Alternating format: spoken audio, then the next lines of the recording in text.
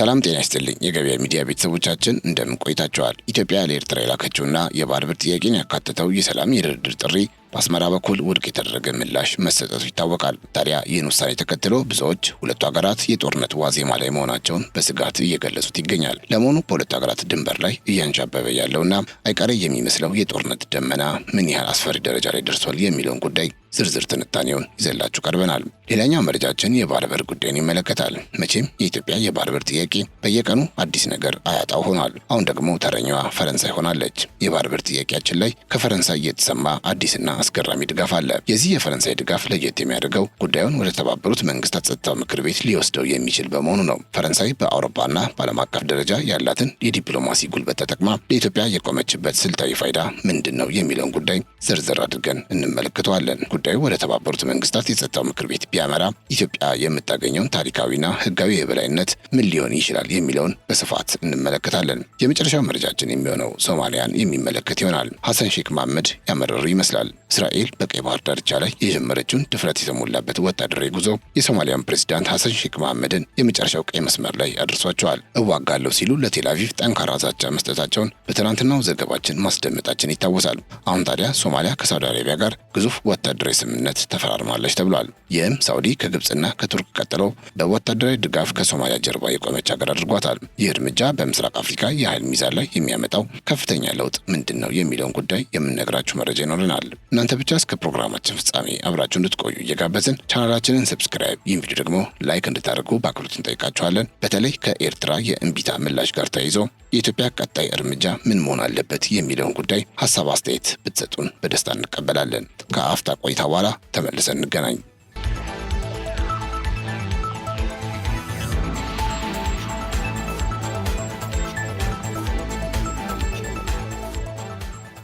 ከአሳሳቢ ጉዳይ እንጀምር። የሻዕቢያ አይቀያሪነትና የጦርነቱ አይቀርነት። በትናንትናው ዕለት የኢትዮጵያ መንግስት ለኤርትራ ያቀረበው የድርድርና የሰላም ጥሪ በአስመራ በኩል ውድቅ መደረጉ ይታወቃል። ይህም በቀጠናው ለዓመታት የሰፈነውን ሰላምም ጦርነትም የሌለበትን ሁኔታ ወደ ከፋ ወታደራዊ ፍጥጫ አሸጋግሮታል። ኢትዮጵያ የድንበር ውጥረቱን በጠረጴዛ ዙሪያ ለመፍታትና የአሰብን ጉዳይ እንደ አማራጭ ለማቅረብ የሄደችበት ርቀት በአስመራ በኩል እንደ ዲፕሎማሲያዊ ንግግር ሳይሆን እንደ ሉዓላዊነት መደፈር ተቆጥሯል። የኤርትራ መንግስት ለድርድር የቀረበውን እጅ ባጭሩ ውድቅ ማድረጉ በሁለቱ ሀገራት መካከል ያለውን ቅራኔ ከዲፕሎማሲያዊ መፍትሄ አቅም በላይ መሆኑን በርካታ የፖለቲካ ተንታኞች እየገለጹት ይገኛል። የሻዕቢያን አይቀያሪነት በዝርዝር ስንመለከት የአስመራ መንግስት ፖለቲካዊ ስነ ልቦና ሁልጊዜም በጥርጣሬና በወታደራዊ ጡንቻ ላይ የተገነባ መሆኑን እንረዳለን። ፕሬዝዳንት ኢሳያስ አፈወርቂ ለሰላም ጥሪዎች ፈጣን ምላሽ ከመስጠት ይልቅ የውስጥ አንድነታቸውን ለማጥበቅ የውጭ ጠላት ስጋትን እንደ ስትራቴጂ መጠቀምን ይመርጣሉ። አሁንም የኢትዮጵያን የድርድር ጥሪ ውድቅ ማድረጋቸው ከኢትዮጵያ ጋር የሚደረግ ማንኛውም አይነት የኢኮኖሚ ሆነ የፖለቲካ ትስስር ለሻዕቢያ የስልጣን ዕድሜ ስጋት ሊሆን ይችላል ከሚል ጥልቅ ፍርሃት የመነጨ እንደሆነ ተንታኞች ይስማሙበታል። ታዲያ የጦርነቱን አይቀሬነት የሚያመላክተው ነጥብ በድንበር አካባቢ እየታየ ያለው ግዙፍ የወታደራዊ ኃይል ክምችት ነው። ኤርትራ የኢትዮጵያን የድርድር ጥሪ ውድቅ ካደረገች በኋላ ወትሮም ከኢትዮጵያ መሬት ያራቁት ወታደሮቿ አሁን በቁጥር እንዲጨምሩ አድርጋ ወደ አካባቢው ማስጠጋቷን መረጃዎች ይጠቁማሉ። ይህ እንቅስቃሴ ራስን የመከላከል ዝግጅት ብቻ ሳይሆን ኢትዮጵያ በዲፕሎማሲው ካልተሳካላት ልትወስድ የምትችለውን ወታደራዊ እርምጃ ቀድሞ የመምታት ስልት ተደርጎ ተወስዷል። ኢትዮጵያ በበኩሏ የባህር በር ጉዳይን እንደ ህልውና ጥያቄ መቁጠሯና ኤርትራ ደግሞ ይህንን ጉዳይ እንደ ወረራ መፈረጇ ለግጭቱ መቀስቀስ ዋነኛ ምክንያት መሆኑ አይቀሬነት ተደርጎ ተወስዷል። የኢፌዴሪ መንግስት የባህር በር ጥያቄውን በሰላማዊ መንገድ ለመፍታት ያቀረበው ደብዳቤ የመጨረሻው አማራጭ ተደርጎ ሊወሰድ ይችላል። አስመራ ለዚህ አማራጭ ጀርባዋን መስጠቷ አዲስ አበባ ብሔራዊ ጥቅሟን ለማስከበር ወደ ሌላ ወይም ወታደራዊ አማራጭ እንድታዘነብል ይገፋታል ተብሎ የሚጠበቅ ሲሆን ይህ ደግሞ በሁለቱ ሀገራት መካከል የነበረውን ስስ የሰላም ክር ሙሉ በሙሉ እንዲበጠስ ያደርገዋል ሲሉ ሊቃኑ ይተነትናሉ።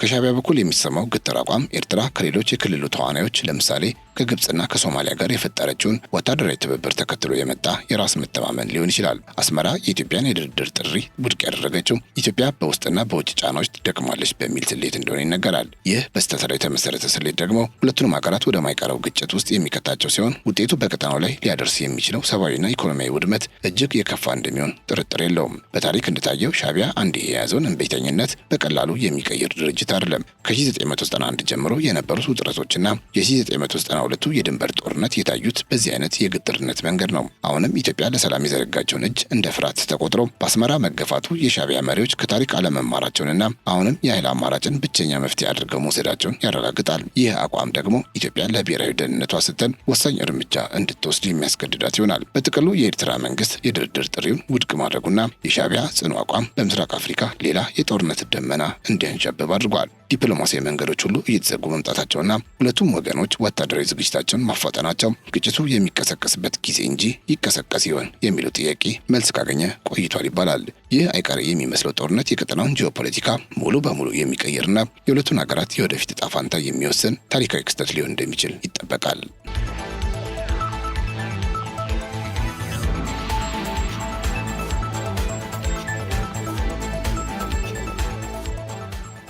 ቀጣዩ መረጃችን ከጦርነት ስጋት ወደ ብስራት ዜና የሚወስደን ነው። ትናንት እንዳስደመጥናችሁ የፈረንሳይ መንግስት ኢትዮጵያ ያላትን የባህር በር የመፈለግ ፍላጎት ተገቢና ሕጋዊ መሆኑን ማረጋገጡ ይታወሳል። በአዲስ አበባ የፈረንሳይ አምባሳደር አሌክሲ ላሚክ ከሪፖርተር ጋዜጣ ጋር በነበራቸው ቆይታ እንደገለጹት የፈረንሳይ ፕሬዝዳንት ኢማኑኤል ማክሮን ኢትዮጵያ ያላትን የወደብ አማራጭ የማስፋፋት ፍላጎት እንደሚደግፉ በይፋ ገልጸው ነበር። ነገር ግን ይህ ጥያቄ ሊመለስ የሚችለው የጎረቤት ሀገራት ሉዓላዊነትን ሳይጋፋ በዓለም አቀፍ ሕግጋት መሰረትና በሰላማዊ ውይይት ብቻ መሆኑን ገልጸው ነበር።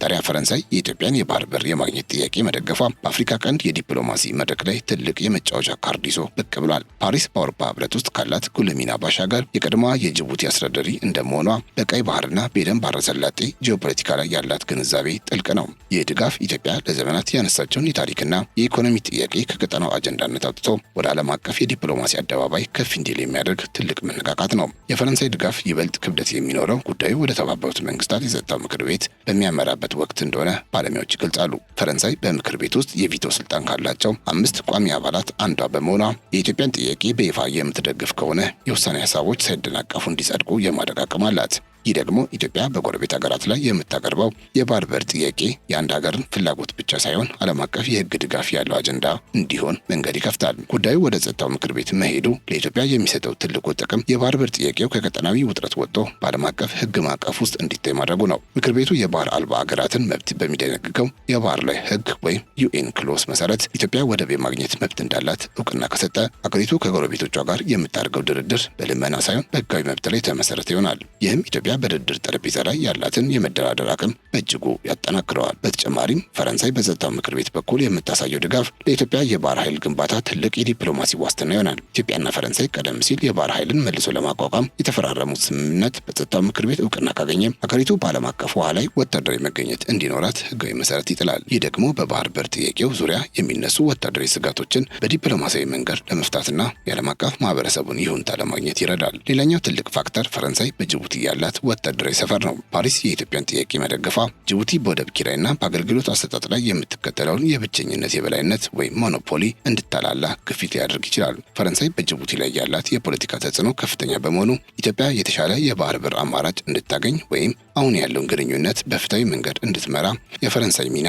ወሳኝ ድልድይ ሆኖ እንደሚያገለግል ይገለጻል። ከዚህ ባሻገር ጉዳዩ በጸጥታው ምክር ቤት ሲታይ የምዕራባውያን ሀገራት በኢትዮጵያ ላይ ያላቸውን አመለካከት ለመቀየርም እድል ይፈጥራል። አሜሪካና ሌሎች የአውሮፓ ሀገራት ብዙውን ጊዜ ከፈረንሳይ የዲፕሎማሲ አቅጣጫ ጋር ስለሚቀራረቡ የፓሪስ ቀዳሚ መሆን ሌሎች ሀገራትም የኢትዮጵያን ጥያቄ በአዎንታዊ ጎን እንዲመለከቱት ተጽዕኖ ይፈጥራል። ይህ ደግሞ ኢትዮጵያ በቀይ ባህር ቀጠና ላይ የሚኖራትን ሚና እንደ ስጋት ሳይሆን እንደ መረጋጋት ምንጭ እንዲታይ ለማድረግ ይረዳል። ይህም በጸጥታው ምክር ቤት በኩል የሚገኝ ማንኛውም የድጋፍ ውሳኔ ለኢትዮጵያ የውጭ ቀጥታ ኢንቨስትመንት ዋስትና ነው። አገሪቱ የራሷ ወይም የተረጋገጠ የባህር መዳረሻ እንዲኖራት ዓለም አቀፍ ተቋማት ድጋፍ ካደረጉ ግዙፍ የዓለም ኩባንያዎች በኢትዮጵያ ላይ ያላቸው እምነት ይጨምራል። የባህር በር ጥያቄው በዲፕሎማሲያዊ መድረክ ድል ማድረጉ የኢኮኖሚውን ስጋት ስለሚቀንስ አገሪቱ ወደብ አልባ በመሆኗ የሚደርስባትን የንግድ ኪሳራ ለመታደግ ትልቅ መነሻ ይሆናል ተብሏል። ሆኖም ይህ ጉዞ ቀላል እንዳልሆነና የፈረንሳይ ድጋፍ በጥንቃቄ መያዝ እንዳለበት ተንታኞች አብረው ያሳስባሉ። በጸጥታው ምክር ቤት ውስጥ ያሉ ሌሎች ሀያላን ሀገራት የራሳቸውን ጥቅም ለማስጠበቅ ሲሉ ጉዳዩን ሊያዘጋዩት ወይም ሌላ ቅድመ ሁኔታ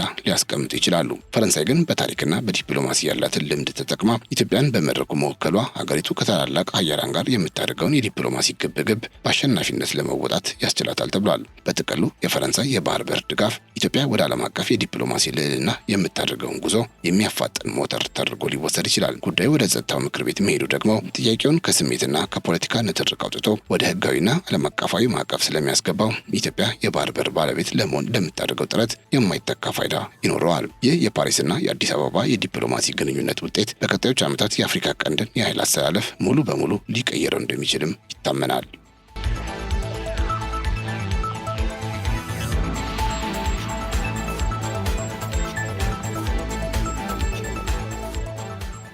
ወደ መጨረሻው መረጃችን ስናመራ ሶማሊያና ሳውዲ አረቢያ በመካከላቸው ያለውን የመከላከያና ወታደራዊ ትብብር የበለጠ ለማጠናከር የሚያስችል የመግባቢያ ስምምነት ተፈራርመዋል። ስምምነቱ ሁለቱ ሀገራት ያላቸውን የደህንነት ትብብር ከማስፋት ባሻገር በቀይ ባህር ቀጠና መረጋጋትን ለማጠናከር የታለመ መሆኑን የሶማሊያ መከላከያ ሚኒስትር ገልጿል። ሳውዲ አረቢያ ሪያድ ውስጥ በሶማሊያ የመከላከያ ሚኒስትር አህመድ ሞአሊም ፊቂና በሳውዲ አቻቸው ልዑል ኻሊድ ቢን ሰልማን የተፈረመው ይህ ስምምነት የተለያዩ የጋራ ወታደራዊና የመከላከያ ጉዳዮችን የሚመለከት ነው። ሶማሊያ ከሌላ ሀገር ጋር ወታደራዊና ምጣኔ ሀብታዊ ስምምነት ላይ ስትደርስ ይህ ከሳውዲ አረቢያ ጋር የፈረመችው የመጀመሪያ አይደለም። ከዚህ ቀደም ከቱርክና ከግብጽ ጋር ተመሳሳይ ስምምነት መድረሷ የሚታወስ ሲሆን እስራኤል ለሶማሊላንድ የሀገርነት እውቅና ከሰጠች በኋላ በርካታ ሀገራት ከጎኗ እንዲቆሙ ጥረት እያደረገች ነው። ይህ በሞቃዲሾና በሪያድ መካከል የተፈረመው ወታደራዊ ስምምነት ሶማሊያ ካለችበት ወቅታዊ የዲፕሎማሲያዊ ፍጥጫ አንጻር ትልቅ ስልታዊ ትርጉም ያለው ነው ተብሏል። ሳውዲ አረቢያ በአረብ ዓለም ያላትን የፖለቲካና የኢኮኖሚ የበላይነት በመጠቀም ሶማሊያ የግዛት አንድነቷን ለማስከበር ለምታደርገው ጥረት የጀርባ አጥንት ለመሆን መወሰኗን የሚያሳይ እርምጃ ነው። ስምምነቱ በቀይ ባህር ደህንነት ላይ ያተኮረ መሆኑ ሶማሊያ የባህር ዳርቻዎቿን ከውጭ ኃይሎች ጣልቃ ገብነት ለመከላከል የምታደርገውን ዝግጁነት አንድ ደረጃ ከፍ ያደርገዋል። ሳውዲ አረቢያ ወደ ሶማሊያ ወታደራዊ መድረክ በይፋ መግባቷ በቀጠናው ላይ እስራኤል እያሳየች ያለውን መስፋፋት ለመግታት የታለመ መሆኑ ግልጽ እየሆነ መጥቷል። እስራኤል ለሶማሊላንድ እውቅና መስጠቷን ተከትሎ ሪያድ ስጋት ውስጥ መግባቷ አይቀሬ ነው። ምክንያቱም የቴል አቪቭ ተጽዕኖ በኤደን ባህረ ሰላጤ ላይ ማደጉ የሳውዲን ቀዳሚ የባህር ላይ የበላይነት አደጋ ላይ ይጥላል። ስለሆነም ይህ ስምምነት ሶማሊያን ለመርዳት ብቻ ሳይሆን ሳውዲ በቀይ ባህርና በባቤል መንደብ አካባቢ ያላትን ስትራቴጂካዊ ይዞታ ለማጠናከር የተጠቀመችበት ብልህ እርምጃ ተደርጎ ይወሰዳል። ሶማሊያ ከቱርክና ከግብጽ በኋላ አሁን ደግሞ ከሳውዲ አረቢያ ጋር የፈረመችው ስምምነት ሞቃዲሾ የሀያላን ሀገራትን ድጋፍ በማሰባሰብ ላይ መሆኗን ያረጋግጣል። የቱርክ የቴክኖሎጂና የሰው ኃይል ድጋፍ፣ የግብጽ ወታደራዊ እርዳታ፣ አሁን ደግሞ የሳውዲ የገንዘብና የዲፕሎማሲ አቅም ሲደመር ሶማሊያን በአጭር ጊዜ ውስጥ ለውጥ ያለው ወታደራዊ ኃይል እንዲኖራት ያደርጋል። ይህ የሶስትዮሽ ጥምረት የሚመስለው ሶማሊላንድንና ደጋፊዎቿን በእጅጉ ለማስጨነቅ የታለመ አዲስ ዲፕሎማሲያዊ ግንብ መገንባት ይመስላል። እስራኤል ለሶማሊላንድ የሰጠችው እውቅና በአንዳንድ አረብ ሀገራት ዘንድ እንደ ትልቅ ትንኮሳ ተቆጥሯል። ሶማሊያ ይህንን አጋጣሚ በመጠቀም የሳውዲን ድጋፍ ማግኘቷ እስራኤል በአካባቢው የምታደርገውን ማንኛውም ወታደራዊ እንቅስቃሴ በጋራ ለመመከት የሚያስችል እድል ይፈጥራል። ሳውዲ አረቢያ ከእስራኤል ጋር ያላት ግንኙነት ውጥረት የነገሰበት ባይሆንም የራሷ በሆነው የኋላ በሯ ወይም ቀይ ባህር ላይ ግን ሌላ ኃይል እንዲሰፍር ፈጽሞ እንደማትፈቅድ በዚህ ስምምነት በኩል ግልጽ መልእክት አስተላልፋለች።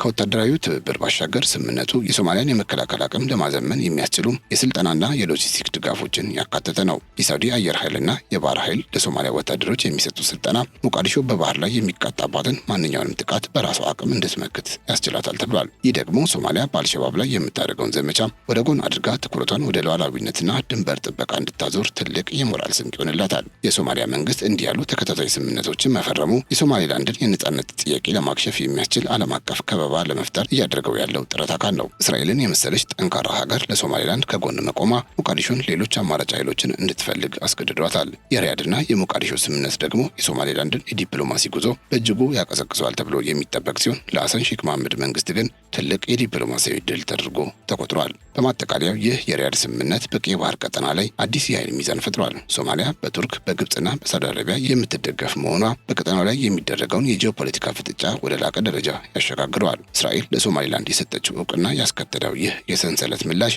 በቀጣይ ወራት በምስራቅ አፍሪካና በመካከለኛው ምስራቅ መካከል ያለውን ወታደራዊ ትስስር ይበልጥ እያጠበቀው እንደሚሄድ ይጠበቃል።